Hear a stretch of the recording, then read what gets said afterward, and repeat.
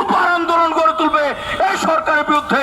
আর জনগণকে আহ্বান জানাতে চাই, চুপ থাকলে চলবে না, জনগণকে চুপ থাকা যাবে না।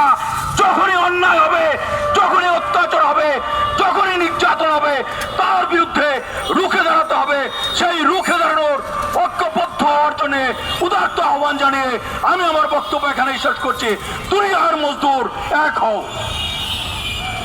সংগ্রামী বন্ধুরা, এই সরকার ক্ষমতায় আসার পরে মানুষ ভেবেছিল তাদের জীবনের কিছু পরিবর্তন হবে।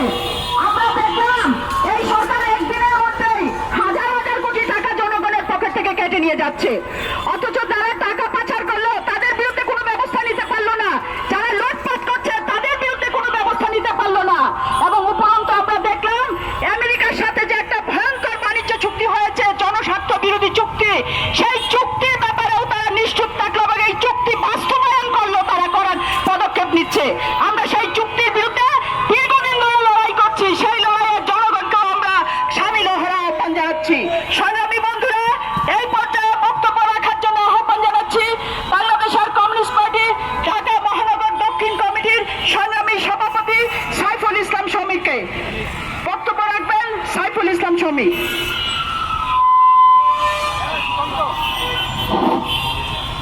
প্রিয় ঢাকাবাসী,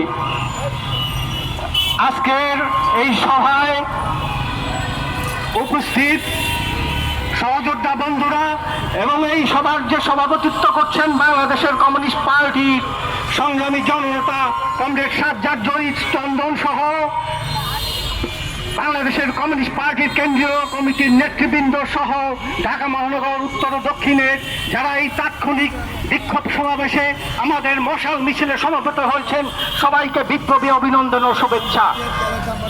আমরা তো এই ধরনের বিক্ষোভ বা মিছিল করতে চাই না। আমরা তো এই সরকারের কাছ থেকে ভালো কিছু আশা করি, কিন্তু আপনারা একের পর এক যে জনবিরোধী পদক্ষেপ নিচ্ছেন তার বিরুদ্ধে বাংলাদেশের কমিউনিস্ট পার্টির বন্ধুরা, কর্মীরা চুপ থাকতে পারে না। আপনি এর আগে যে গ্যাসের যে সিলিন্ডার তার দাম বাড়িয়েছেন, জ্বালানি তেলের দাম বাড়িয়েছেন, এখন সর্বশেষ গতকালকে আবার বিদ্যুতের দাম বাড়িয়েছে। আপনারা যখন ক্ষমতায় নিয়েছিলেন ফেব্রুয়ারি মাসে, তখন এই যে বিদ্যুৎ মন্ত্রী উনি প্রতিশ্রুতি দিয়েছিলেন 2 বছরের মধ্যে বিদ্যুতের দাম বাড়ানো হবে না, কিন্তু সেই প্রতিশ্রুতি রাখতে পারলেন না।